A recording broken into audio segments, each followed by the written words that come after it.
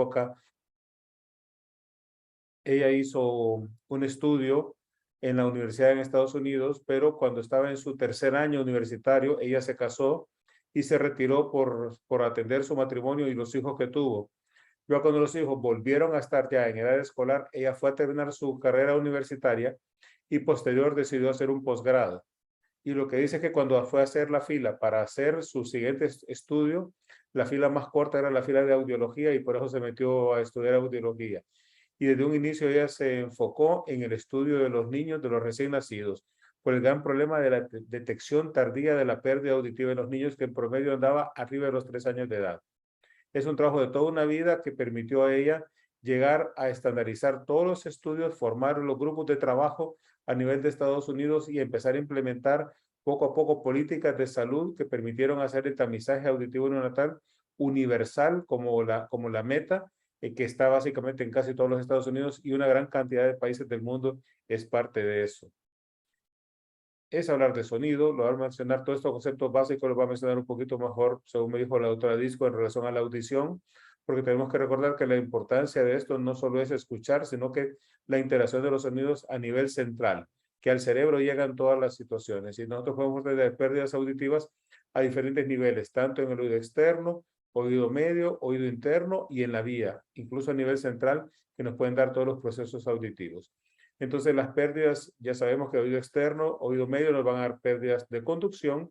Las pérdidas sensoriales estamos hablando que es en oído interno y ya cuando son daños en la vía ya son sensorineurales e incluso podemos tener pérdidas a nivel central, que hay muchas cosas y cada vez hay más conceptos en esto. Cuando mencionamos la audición, probablemente lo que tenemos que saber es que nosotros lo medimos de una manera que no es muy habitual porque es una escala que incluso es al revés como está graficada de como normalmente debería de ser. El decibel, el 0 decibel no es ausencia de sonido. Cuando estandarizaron los estudios en humanos, buscaron el sonido más suave que pueden escuchar una gran cantidad de personas y a eso le llamaron 0 decibel, pero hay personas que escuchan en -5 o en -10. En términos generales, hablamos que entre 0 y 20 decibeles es la audición normal, aunque en Estados Unidos hablan que es hasta 25 decibeles. ¿Por qué? Porque eso nos permite entender todas las letras. Yo, como le digo a la gente siempre, a diferencia de la vista, que todo es claro o todo es borroso, con la audición algunas cosas suenan mejores que otras. Entonces, si yo tengo una audición normal, me va a permitir escuchar todas las letras sin ningún error. Y esto es importante en los niños, porque el desarrollo del lenguaje está directamente relacionado con la capacidad de escuchar de un ser humano. Si nosotros detectamos muy tarde la pérdida auditiva, el lenguaje va a estar afectado en una persona. Hay muchas causas para que nosotros perdamos la audición. Pueden ser congénitas o adquiridas, ¿sí? Esto representa una de las normalidades más frecuentes a nivel congénito. 10% de los recién nacidos que tienen el riesgo de tener algún grado de discapacidad van a tener pérdida auditiva y estos del 30 al 50 van a tener algún grado de pérdida auditiva.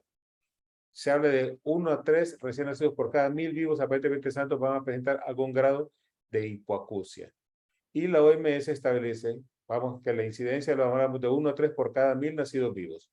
Y eso es para las que son las pérdidas importantes. Y las severas profundas es de 1 por cada 1000 nacidos vivos. Pero tenemos pérdidas de leves a moderadas que son mucho mayores que no son consideradas. Incluso 22 a 1000 van a tener leve a moderada de un solo oído. Entonces, por eso es importante identificar, porque una pérdida, por muy leve que sea, me regreso acá, que podemos tener una pérdida de este nivel, que puede andar por acá, son muchas letras las que un niño no va a estar escuchando y le va a generar muchos problemas de lenguaje. La pérdida auditiva permanente es el defecto congénito más común en Estados Unidos. La mayoría son sometidos a un tamizaje auditivo, pero no todos tienen ese procedimiento. Algunos no pasan el tamizaje, necesitan una valoración inicial para el rasgo. Incluso si los niños pasan el tamizaje auditivo de recién nacidos, es importante continuar tamizando durante la primera infancia.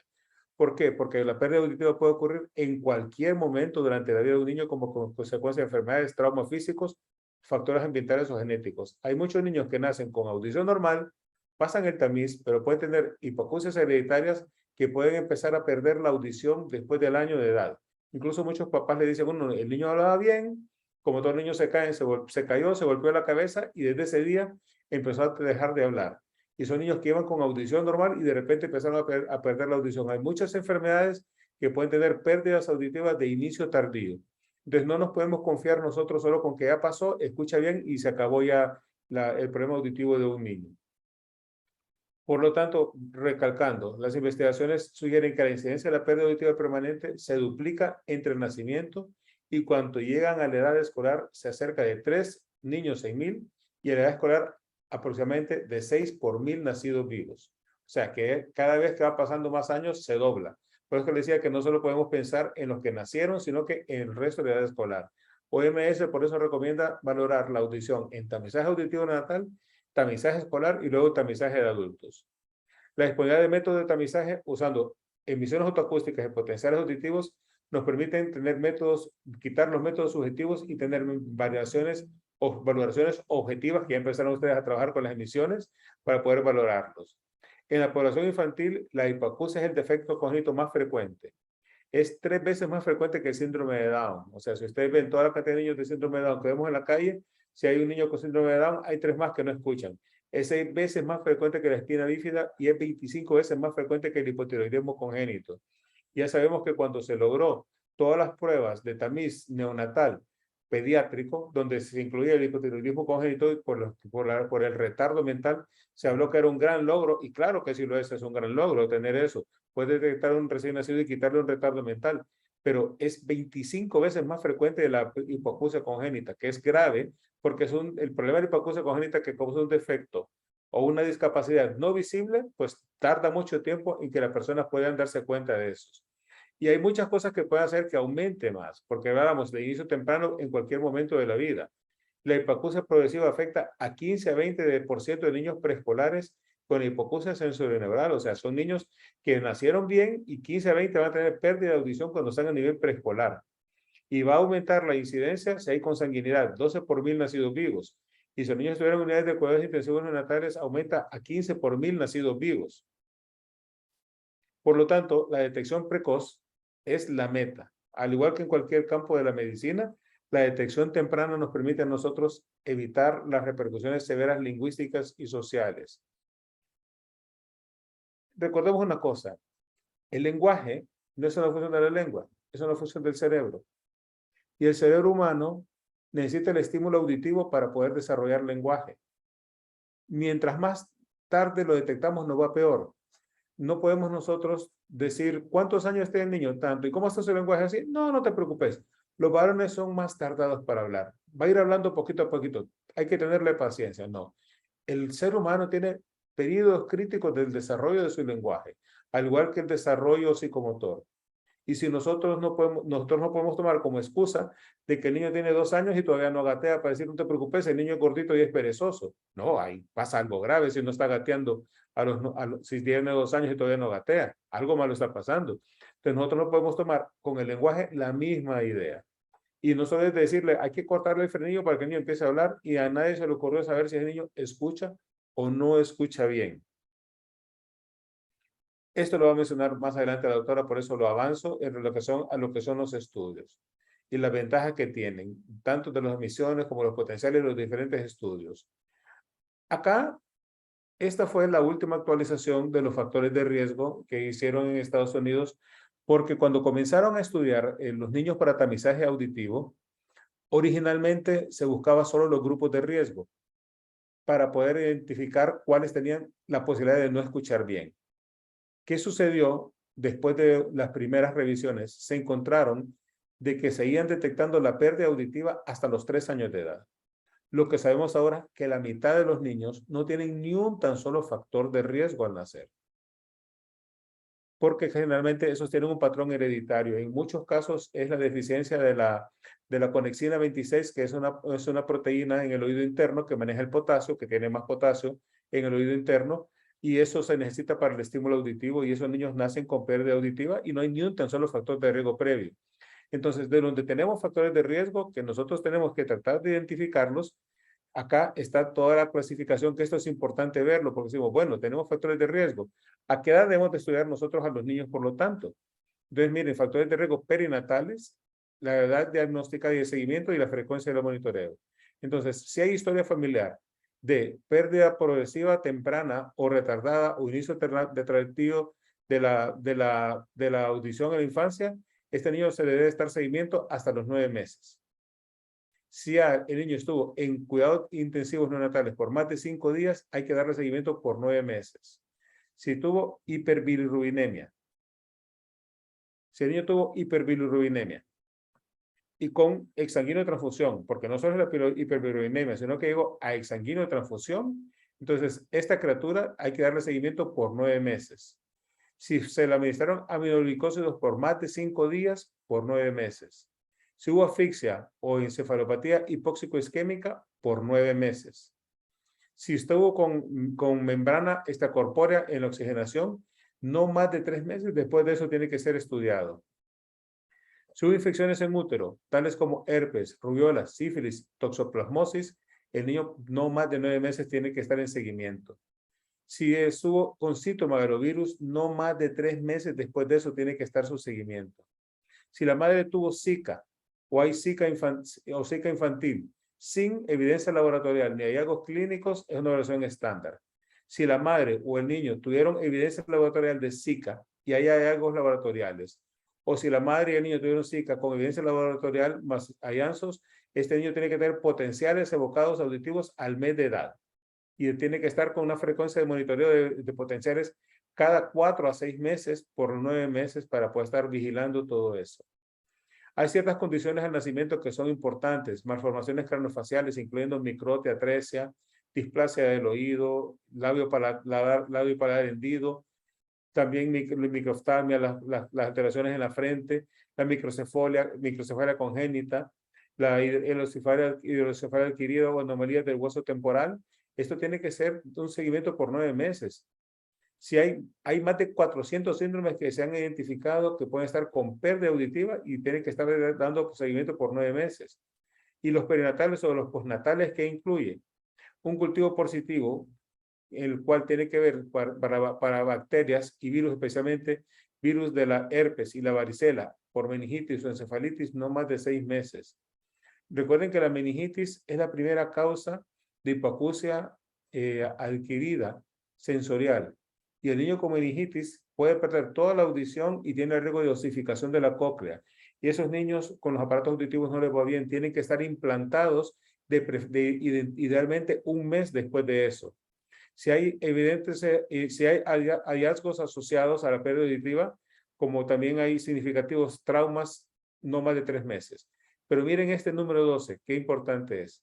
La preocupación de los padres o de los cuidadores en relación a retardo en el desarrollo del lenguaje o hay regresión al lenguaje es de referencia inmediata. O sea, nosotros no podemos tomar a la ligera cuando nos dice el padre, yo creo que mi hijo no escucha bien, yo creo que está lento en su lenguaje, es de inmediata la referencia. Porque cuando los padres sospechan que el niño no escucha bien, en el 70% de los casos están en lo correcto.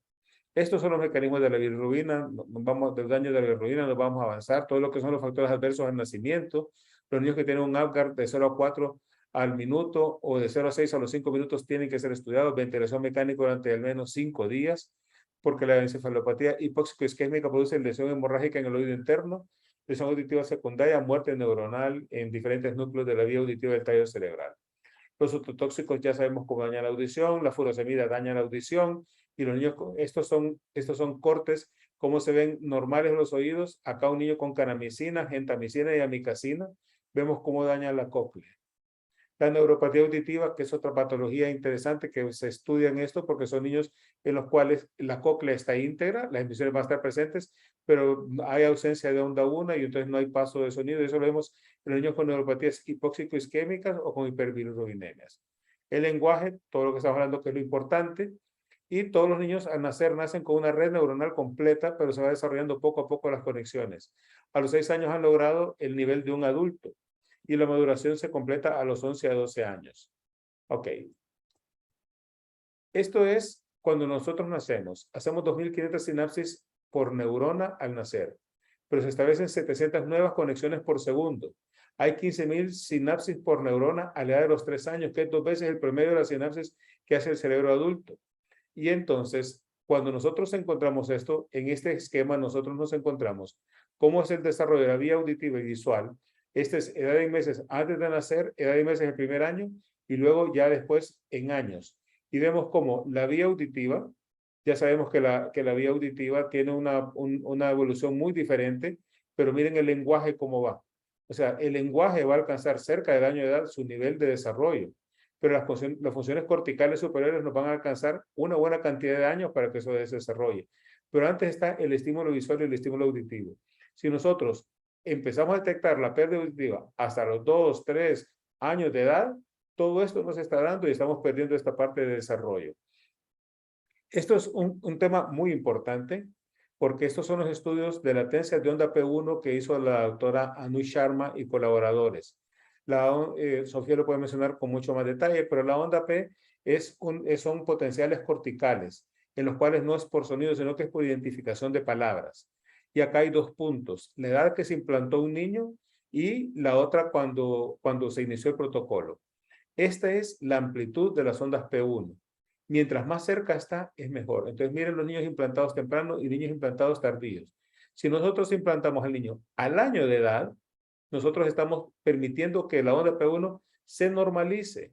Y la edad máxima en que un niño puede tener respuesta con hipoacusia congénita para ser implantado son los 3,5 a los 4 años. Si nosotros lo implantamos a los 8, 9, 10, 11, nunca van a alcanzar el desarrollo adecuado de la onda P1. ¿Qué implica eso? Que los niños los vamos a implantar, pero nunca van a entender palabras. A diferencia del niño que sí lo detectamos temprano, le pusimos aparatos y no responde, entonces a ese lo implantamos. Pero si nosotros tenemos un niño que tiene 7 años, 6 años, 8 años, nunca ha usado aparatos, no escucha y queremos implantarlo a esa edad, realmente no tiene sentido porque el niño nunca va a desarrollar lenguaje a esa edad.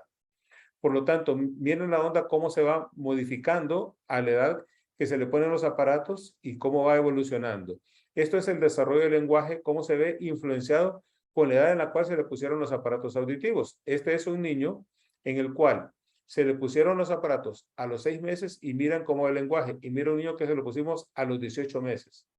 O sea, es terrible el retraso en el desarrollo del lenguaje cuando nos tardamos en la adaptación de aparatos auditivos. Y esto es también, mientras más horas los usan, les van mejor. Esto es lo que sucede en el cerebro humano, porque el cerebro cuando deja de escuchar utiliza otras zonas cerebrales. Entonces, todo lo que está amarillo es donde está la actividad cerebral fuerte. Esta es la que es la reorganización crossmodal en los niños implantados. Y el estímulo visual y somatosensorial. Un niño con audición normal, miren dónde está la corteza temporal, acá. Pero el niño con un implante, con respuesta más o menos promedio, miren cómo está. Y miren al niño que está con un muy bajo rendimiento, que no es tan bueno, que es promedio, miren todo lo que sucede acá. Ahora miren la regulación transcortical, o sea, que son de la somatosensorial, que tiene que ver con todos los movimientos. El niño que tiene audición normal, esto no lo activa, pero miren el que no escucha bien, que no le va muy bien, cómo activa casi medio cerebro para poder entender el lenguaje. Entonces, todo esto hace que le vaya mal en el desarrollo al ser humano cuando estamos llegando.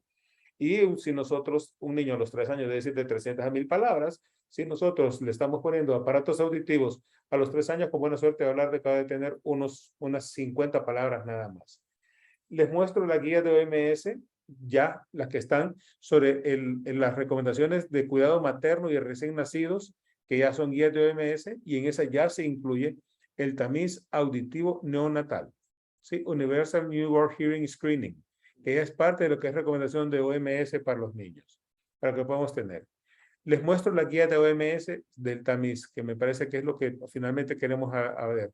¿A quiénes hay que revisar? A todos los recién nacidos. Los de riesgo son importantes, pero todos tienen que ser. ¿A qué edades deben de ser los niños evaluados? El screening debe ser hecho al mes de edad, si es posible. El diagnóstico a los 3 meses y a los 6 meses tiene que ser hecha la intervención por la edad. Es decir, nosotros, el tamiz solo nos sirve para identificar si existe o no existe la posibilidad del problema. Pero con un tamiz que me dice el niño, no pasó, yo no le voy a poner aparatos a un niño. Yo tengo que confirmar el diagnóstico, pero por tarde el diagnóstico tiene que estar hecho a los 3 meses. Y ese niño por tarde tiene que estar a los 6 meses con aparato auditivo. Ese es OMS. En Estados Unidos están hablando de 1, 2, 3. El niño a los 3 meses tiene que estar con aparatos. Entonces, hay 2 pasos de protocolos. La primera evaluación, ya saben que es pass o refer, o sea, que pasa o hay que referirlo. Si pasa en los 2 oídos y no tiene factores de riesgo, se revisa si es necesario, si hay preocupación. Si el niño pasa y tiene factores de riesgo, tiene que ser monitoreado. No se puede ir de alta solo porque pasó. Y si el niño le sale que hay que referir en uno o los dos oídos, hay que hacerle un segundo screening. Y si pasa el resultado en ambos, pues no pasa nada. Pero si refiere en uno u otros oídos, hay que pasarlo a diagnóstico directo de audiología. ¿Y a quién hay que referirlos? Idealmente a un audiólogo que pueda hacer todos los estudios extras. Entonces, hay dos maneras de hacerlos para referir, que es con screening con emisiones autoacústicas o con potenciales auditivos. Si el niño pasa, hay que darle supervisión. Y si referir, entonces puede ser o potenciales, referirse a diagnóstico, o si no, pasa a hacer vigilancia. Ok, entonces, eso fue la investigación mundial de detección. No todos los países tienen evidencia. O sea, Honduras, pues ya sabemos que gracias a Dios Teletón va a empezar a hacer esto en serio. En el hospital de escuela con las chicas de fono estamos haciendo tamizaje ahorita en algunos niños de recién nacidos. Son los métodos más utilizados, que las emisiones autoacústicas es el método más utilizado en la mayoría de los países, 57%, y 30% juntos con potenciales y solo potenciales con un 11%. Esto es cómo se tamizan ya con potenciales, que esto es con derechos de autor, porque es el nieto, cuando lo estábamos tamizando a los 7 días de nacidos, y esto nos permite a nosotros saber si un ser humano escucha bien. Entonces, ¿qué podemos decir ya en fines del tiempo para avanzar? De que la pérdida auditiva congénita es importante revisarla, que nosotros no nos podemos dar el lujo de tener a un ser humano sin estar escuchando, que no nos podemos dar el lujo de ser tarde el diagnóstico, de que idealmente todos los niños deberían de ser tamizados, y si nosotros tenemos la duda, se repiten los tamiz, eso no pasa nada, y de ahí se le está dando seguimiento a los niños.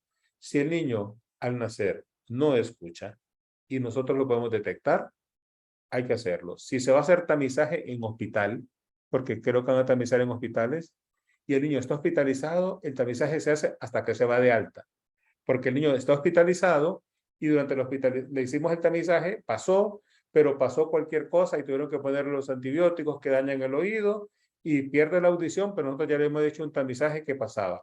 Entonces, los niños que cuando están hospitalizados se les tamiza hasta que están de alta. Antes no se les tamiza, sino que cuando se dan de alta, porque de esa manera nos permite a nosotros estar seguros que no pasó nada más desde el momento que lo tamizamos hasta el momento que se fue el niño del hospital. Así que agradezco a todos por el tiempo y no sé si hay alguna pregunta, con todo gusto.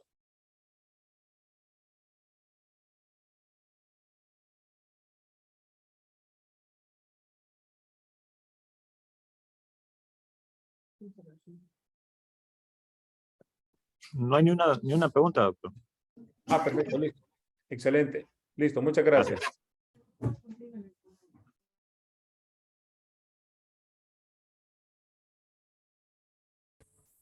Buenas tardes a todos, mucho gusto. Mi nombre es Sofía Discua y vamos a continuar con la siguiente parte. Importante, traten de tener ahorita fresco lo que acaba de comentar el doctor Lucas Zelaya para lograr, en este caso, complementarlo con esta parte. Y esta charla se llama Bases Neurofisiológicas en Audición Pediátrica. Es decir, ¿por qué tiene ese nombre tan raro, tan rimbombante? Y para poder entender un poco precisamente este nombre, vamos a hablar primero como un repaso de cómo funciona la audición. ¿Y por qué pongo el cerebro en cuanto a la audición? Como bien lo mencionó el doctor Lucas Zelaya, finalmente, donde nosotros terminamos de entender en dónde se da la parte del lenguaje a nivel de nuestro cerebro. Y es nuestro cerebro el que tiene esas ventanas de tiempo en donde nosotros tenemos que hacer lo más pronto posible una evaluación completa para nuestros pacientitos. Y en este sentido, felicitar a Teletón por todo este esfuerzo que está haciendo por tratar de hacer este tamizaje, que de verdad va a ayudar muchísimo a nuestros pacientitos y donde se podrá hacer este diagnóstico oportuno. Entonces, empezando, esto que estamos viendo es nuestro órgano periférico de la audición. Eso está a nivel del hueso temporal. En el hueso temporal vamos a tener lo que es el laberinto óseo, donde está la cóclea. Y en la cóclea vamos a tener una división de 3 partes, como vemos acá, que tenemos rampas que van a estar llenas de líquido, una rampa vestibular, una rampa media y una rampa timpánica. Y en donde se da la magia de la audición es en esta rampa media donde está el órgano de Corti. Esta es una fotografía de una cóclea humana, donde estamos viendo una membrana tectórica que se salió un poquito para poder ver los cilios, y donde tenemos hileras de 3, que son las células ciliadas externas, hileras de 1, que son las células ciliadas internas. Y aquí se va a producir un cambio de lo que es el sonido. El sonido es lo que ustedes sienten, ese parlante que está alto, que es esa energía sonora, que se define básicamente como la vibración de las moléculas del aire, y esa vibración de las moléculas del aire son traducidas finalmente en algo que mi cerebro puede entender, que es el impulso nervioso. ¿Y dónde se lleva a cabo esto? Aquí, en el órgano de Corti. Entonces suceden muchos fenómenos que yo puedo medir, y esos fenómenos que yo mido lo voy a medir con las diferentes pruebas que ha citado el doctor Lucas Zelaya, que son importantes para realizar el tamiz auditivo y finalmente el diagnóstico. ¿Y por qué traigo la anatomía acá? Porque cuando nosotros hacemos una medición neurofisiológica de la audición, no es con una sola prueba en el cual yo voy a poder hacer el diagnóstico, sino que son varias, y ahorita más adelante les voy a comentar cómo funciona esto. Voy a poner un video, me disculpo si porque sí está en inglés, igual voy a tratar de explicarlo un poquito al final, porque esto nos va a ayudar a entender un poco cómo funciona el órgano de Corti y finalmente por qué vamos a utilizar otomisiones, porque hay potenciales auditivos automatizados, que son los potenciales provocados o evocados de tallo cerebral con sus diferentes variantes, y por qué hago varios para poder dar un diagnóstico en los pacientitos.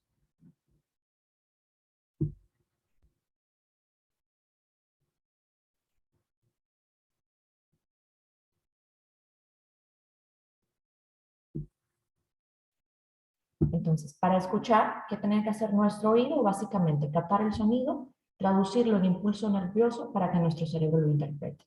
De aquí en adelante vamos a ver en las imágenes del video cómo se lleva a cabo esto.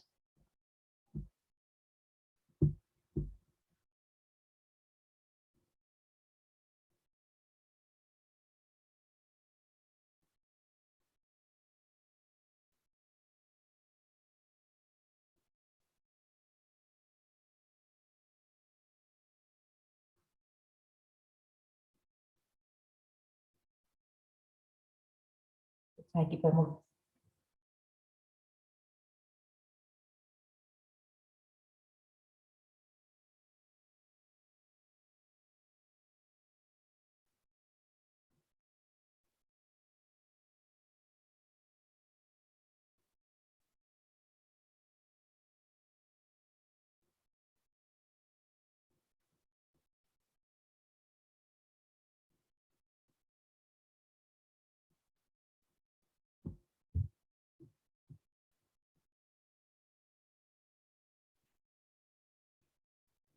Muy bien, entonces lo que estamos viendo ahorita en el video que se está mostrando, estamos viendo las escalas timpánicas. La escala media es donde está la parte más importante, que es el órgano de Corti, que es el receptor de la audición.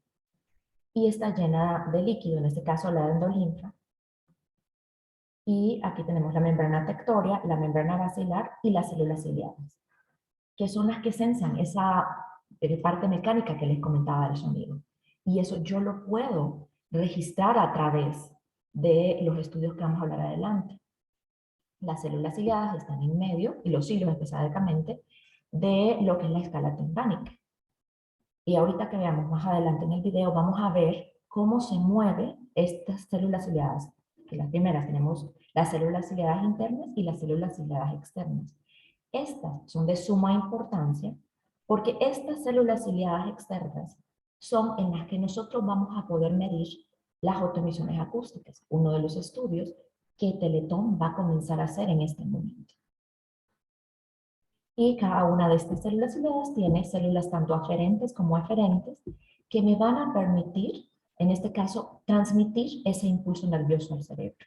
Estos son los cilios que también tienen movimiento, y ese movimiento también puede ser registrado. Entonces, ¿cómo llega este sonido a la cóclea? Entonces el sonido, con lo que estamos viendo, la vibración del aire, golpea la membrana timpánica y esto hace que se mueva la cadena de huesecillos y se va por las ventanas, por la ventana oval y la ventana redonda. La oval hace que entra y la redonda tiene que volver a salir dado la incomprensibilidad de los líquidos. Y acá se va a dar precisamente esa traducción de frecuencias agudas en la base y las graves en el ápice.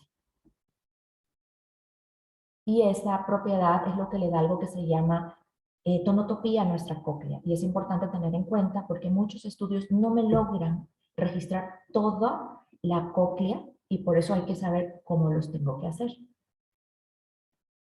Y aquí está el movimiento de nuestro órgano de corte. Y es, en el caso de las autoemisiones acústicas, el movimiento que hace la célula externa como que responde al sonido, lo que yo puedo registrar al momento de hacer las autoemisiones acústicas. Y aquí la importancia que lo que decía el doctor Lucas, cuando nosotros hacemos autoemisiones acústicas, no estamos haciendo un estudio de toda la vía auditiva, solo estoy midiendo esta parte del órgano de corte. Y cuando están en modalidad tamiz, yo solo me voy a dar cuenta que el paciente pasó o no pasó. Si pasó, ¿qué me dice? Que hay una integridad de estas células que yo les estoy mostrando en este video. Pero si no pasó, ¿qué me va a decir? Que el paciente tiene sospecha de pérdida auditiva. ¿Qué quiere decir esto? Que yo lo deberé referir a, en este caso, un lugar donde se haga estudios diagnósticos para completar el diagnóstico de sordera de este paciente. Entonces, continuando en esto, nosotros vamos a dividir estos estudios en 3 tipos. El estudio de cribado, TAVIS o screening, como se le llame, auditivo neonatal, ya me incluye 2 estudios específicos. Las autoemisiones acústicas en modo tamiz y los potenciales auditivos automatizados. Tenemos la exploración objetiva de la audición. ¿Qué quiere decir esto? Nosotros vamos a utilizar pruebas electrofisiológicas en las cuales yo voy a medir las diferentes partes en donde yo mostré ahorita en el video que está sucediendo la audición. La impedanciometría, que es el movimiento de la membrana timpánica, en donde yo voy a ver cómo se mueve, en donde voy a ver yo cómo está la presión de la caja timpánica, y veo la parte que sucede a nivel del oído medio. Autoemisiones acústicas, lo que les acabo de comentar, que es básicamente esa función de las células ciliadas externas, y los potenciales evocados auditivos, que son la medición de la vía auditiva. ¿Qué tiene la medición objetiva en la parte pediátrica? Es que la ventaja de la exploración objetiva de la audición es que yo no requiero de la colaboración del paciente. Es decir, el paciente no tiene que estar consciente dándome una respuesta para yo poder obtener un resultado de cómo escucha este paciente. En cambio, la evaluación subjetiva de la audición es en la que yo requiero que el paciente me conteste, como es el caso de la acumetría. La acumetría es el uso de diapasones para hacer una medición rápida de más o menos cómo está la audición del paciente, si hay un problema conductivo o un problema sensorial. La audiometría tonal, que es en la cual nosotros colocamos a un paciente en una cabina, le colocamos unos audífonos y pedimos que nos comience a decir dónde escucha.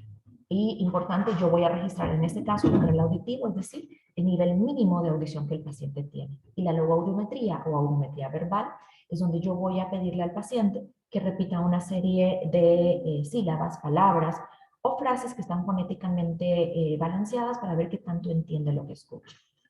Entonces aquí, cualquiera de las 3 que les menciono, requiero de la respuesta del paciente.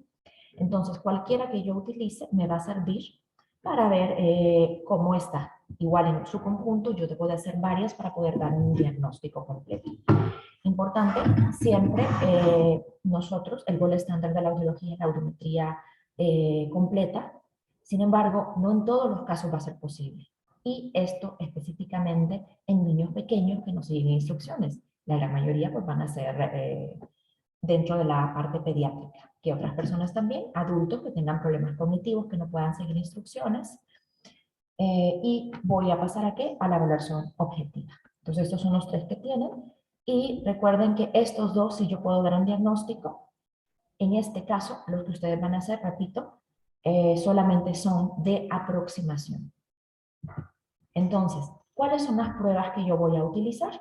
Yo voy a tener equipos, por ejemplo, para los potenciales auditivos automatizados o las autoemisiones acústicas en modo tamiz. Yo solo voy a tener el resultado paso. ¿Cómo es la prueba? La puedo hacer del bebito, le coloco aquí electrodos y yo voy a ver esto. Cuando ya hacemos en modalidad diagnóstico, está el equipo. Importante, el paciente tiene que estar dormido y tiene que ser dormido profundo o sedado. Y yo voy a obtener ya un diagnóstico como tal, y en el caso de las autoemisiones también existen en modalidad diagnóstica, en las cuales yo voy a hacer una medición más amplia de cómo está funcionando este órgano de corte. Esto es lo que el doctor citaba, no me voy a mencionar mucho, solamente para recordar que la mayoría de la información que hemos puesto en estas presentaciones vienen precisamente de esta fuente, que es el tamizaje auditivo, las consideraciones para la implementación, que fue publicado por la Organización Mundial de la Salud en el 2021, en donde nos dice que lo ideal es que este tamizaje sea hecho a todos los recién nacidos, un tamizaje universal, bilateral, que se ha hecho en 2 fases, donde yo lo haga ya sea por autoemisiones o potenciales auditivos. Si es satisfactorio, pues si no hay factores de riesgo, básicamente comunicar. Si no es satisfactorio, ¿qué vamos a hacer? Vamos a derivar a una evaluación audiológica completa, idealmente con un profesional que esté completamente calificado para poder dar el diagnóstico completo, que tenga todas las pruebas que les mencioné, porque el diagnóstico audiológico se debe de hacer no con una prueba, se hacen varias pruebas para poder, en este caso, dar el diagnóstico completo.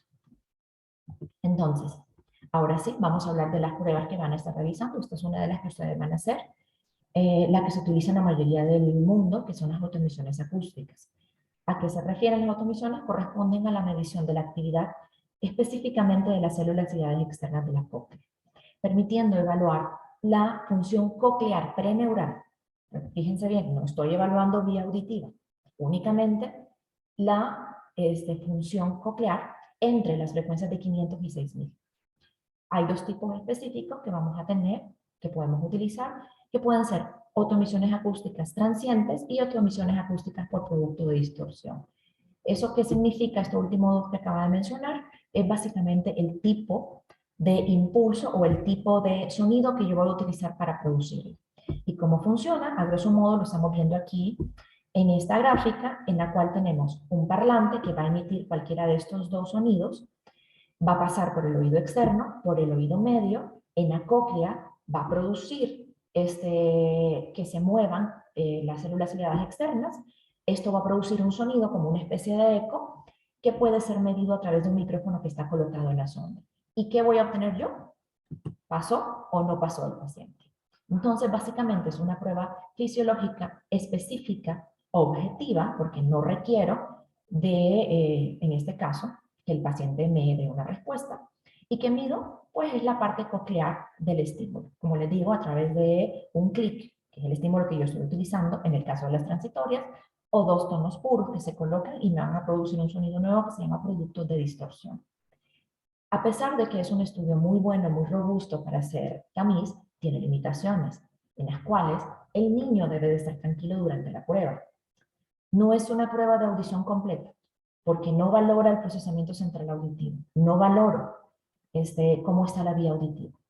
Por lo tanto, recuerden que por eso se dice que es de aproximación, que si no me sale, ¿qué significa? Que hay una sospecha de pérdida auditiva. Y es así como se les recomienda que le digan al paciente que no pasó. ¿Sabe qué? No pasó. Es posible que tenga pérdida auditiva, hay que complementarlo con alguna prueba objetiva.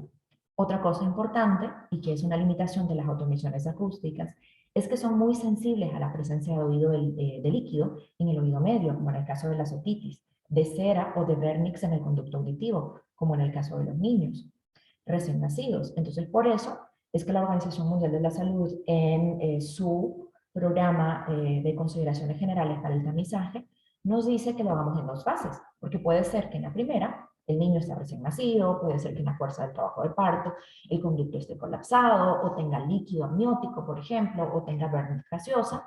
Entonces usted puede volver a repetir el estudio en la siguiente fase, ya sea unas horas después de hacer hecho el primero y no le pasó. Incluso hay lugares como por ejemplo donde estudiaron los ingenieros y los doctores que les acompañan el día de hoy en el taller, que recomiendan incluso hasta una semana después. Importante, cuando nosotros hacemos este estudio de tamiz, debe de ser cuando el paciente egrese. Nunca durante la hospitalización. ¿Por qué? Porque si le ponen un medicamento, el niño hizo una sepsis después, estos son factores de riesgo y aunque me haya pasado, muy probablemente, si me hizo la sepsis, si me afectó el oído o le pusieron algún medicamento, le afectó nuevamente el oído, ¿qué vamos a tener? Que ya después no va a pasar y como yo ya le hice el tamiz antes de que sucediera esto, no nos vamos a dar cuenta si el chiquito tuvo algún problema. Entonces aquí tenemos, y esto es lo que vamos a obtener. Nada más pasó o no pasó. Y la prueba se hace así. Nada más tiene que estar tranquilo. ¿Qué pasa si el niño está llorando? La prueba se hace aproximadamente a 55 y 65 decibeles SPL. Eso significa que es en decibeles, que ustedes, decibeles es la unidad de intensidad o de volumen. En términos de decibeles de audición, es básicamente como un susurro, un sonido sumamente suavecito, casi a nivel de umbral. Si el niño está llorando, si estamos haciendo la prueba en un lugar muy ruidoso, no va a salir ruidoso. Incluso, ¿qué va a hacer? No me va a pasar. Las máquinas, la mayoría de tomizones le van a salir ruidosos y no va a poder hacer usted la prueba. Entonces aquí, para hacer esta prueba, mi recomendación, el niño que esté tranquilito, no es necesario para esta prueba que esté dormido, pero sí lo más tranquilo posible, que no esté llorando, que no esté succionando. El hecho de que esté amamantándose, también el ruido del tragado hace ruido, y es posible que me salgan ruidosas y que la habitación donde lo hagamos no haya mucho ruido. Este es un ejemplo también de otros, estos son los productos de distorsión. Aquí lo que les estaba comentando, que tenemos informante 1 y 2, son decibeles SPL, son susurros, y esto es lo que yo voy a encontrar. Y aquí se hicieron 3 frecuencias, en donde encontramos que el niño pasó. Ahora bien, otro que podemos tener son los potenciales provocados o bocados auditivos. ¿En qué consiste este estudio? Este registra los potenciales de acción generados por los diferentes componentes de la vía nerviosa. Podemos encontrar varias abreviaturas, varias maneras de decirlo, como ABR, que viene del inglés Auditory Brainstem Response, PEATC, que es potenciales evocados de auditivos de tallo cerebral, o PPP-ATC, que es potenciales provocados auditivos de tallo cerebral. De estos tenemos varios tipos, en los cuales podemos tener, según el tiempo en el que se presentan, los que son de latencia corta, latencia media o latencia larga. De hecho, el doctor les habló de latencia larga, que son los que suceden, por ejemplo, a nivel cortical, en donde está llegando a nivel de corteza, donde finalmente se da esta magia auditiva y donde se da toda la parte central de la audición, que es a nivel de corteza, que lo puedo medir con esto. Y lo que hablaba el doctor de la doctora Nucharma de Estados Unidos, que hicieron muchísimos estudios, y estos me ayudan a ver qué tanto se está desarrollando esa corteza auditiva ante la presencia de sonido. Ahorita vamos a hablar específicamente de la latencia corta y de los potenciales automatizados, que son los que pueden tener a través del equipo y que también me pueden servir para tamiz. Y vamos a hablar del primero, los potenciales auditivos de tallo cerebral en modo tamiz, también conocidos como potenciales evocados auditivos automatizados. ¿Por qué son automatizados? Porque esto solo tiene 2 resultados, pasa o no pasa. No voy a obtener toda esta gráfica. Están fijos a una intensidad de aproximadamente 35-45 decibeles, eso más o menos como un susurro. No voy a ver la gráfica, no es un estudio diagnóstico, no me mide umbral de audición, es un estudio de aproximación. Repito, solo sé si pasa o no pasa, que me dice que la vía auditiva está mandando. Sin embargo, si yo tengo autoemisiones o tengo un tamiz que me dice que muy probablemente el niño está con una vía auditiva funcional, muy probablemente no tiene sospecha de pérdida auditiva. ¿Qué pasa si no pasa? Vuelvo a repetir, el niño debe ser derivado para un estudio diagnóstico. Ahora bien, ¿cuáles son los estudios diagnósticos? Son los potenciales evocados auditivos de tallo cerebral. Nosotros podemos hacer, incluso a partir del nacimiento, ya sea variante tamiz o variante diagnóstico. Y aquí en la variante diagnóstico sí puedo medir el umbral de audición. Si hacemos la variante tamiz, en donde me dice pasa o no pasa, ¿qué voy a decir yo? Repito, es una sospecha de hipoacusia. ¿Qué usos en la clínica tiene la variante diagnóstica? Puedo medir el umbral de audición, puedo medir la neuroconducción, es decir, cómo pasa una vez que sucedió toda esa mecánica, todo ese movimiento que les estaba viendo a nivel del video, a nivel de tallo cerebral. Y la variante que podemos tener para un tamiz, que es el tamizaje auditivo. Los potenciales en modo audiológico se realizan en cualquier paciente, también que no colabore para la audiometría tonal. Eso es en la mayoría de nuestros pacientes que son de tipo pediátricos. En este vamos a medir lo que son superficiales, moderadas, severas a profundas, y que voy a tener esto. Me va a dar datos acerca de la conducción del estímulo acústico. Voy a poder hacer patologías, voy a ver función coclear, neuroconducción, y podemos delimitar estados como la neuromaduración o presencia de patologías detrás de la cóclea. Pero tiene limitaciones, y esto es importante. Los potenciales evocados auditivos de tallo cerebral corresponden exclusivamente a frecuencias altas, por la manera en que funciona el oído. Por lo tanto, generalmente no me dan un diagnóstico completo. Yo sé arriba de los 3.000 a 4.000 Hz cómo está. No me da lo que es el umbral a nivel de frecuencias medias o bajas.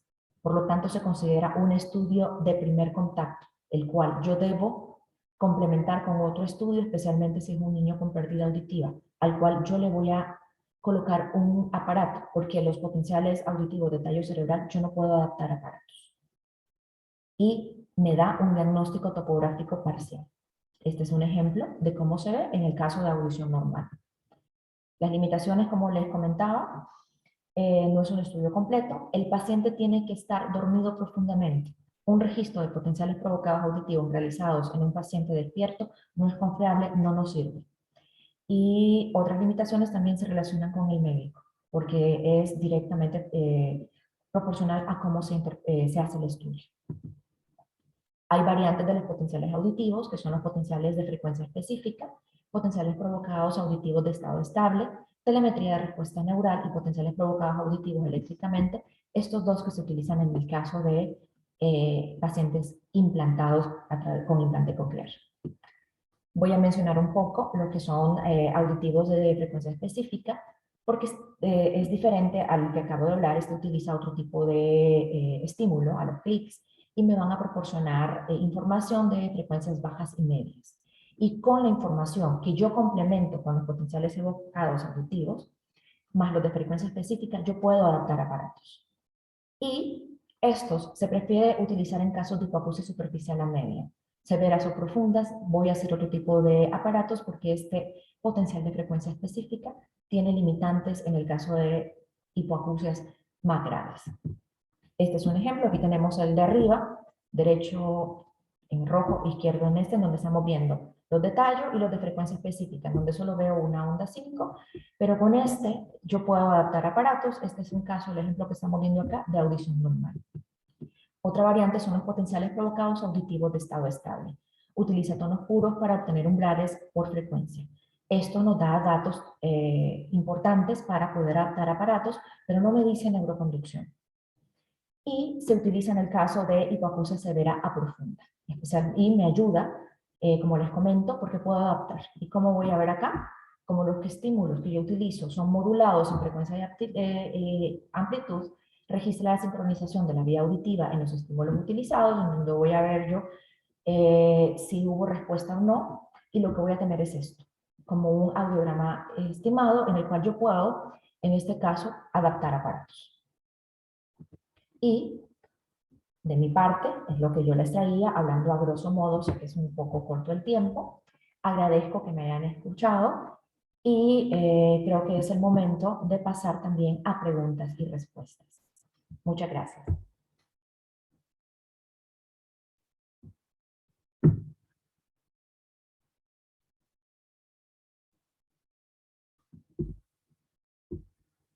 No sé si hay preguntas.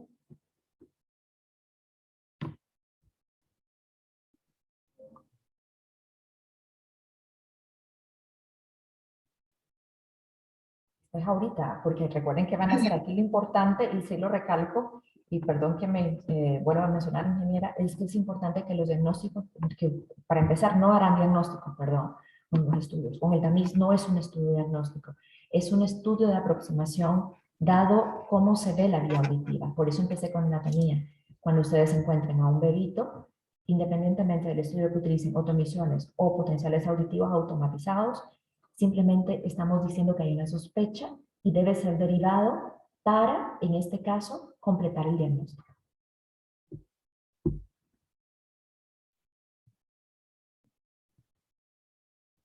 Hola, ¿nos pueden avisar si hay preguntas de parte de los participantes? Esta charla les recuerdo. Hola, doctora Ivette. Ingeniera Liliana, mucho gusto. Hola, sí. En este momento creo que no hay preguntas. Ok. Agradecemos a los expositores y en este momento vamos a pasar a la prueba de tamizaje ya con los bebés que ya nos están esperando, están dormiditos. Y bueno, agradecemos profundamente esto. Listo. Bueno, Vamos a dividirnos. Sí, muchas gracias. Vamos a dividirnos. Aquí se va a quedar con...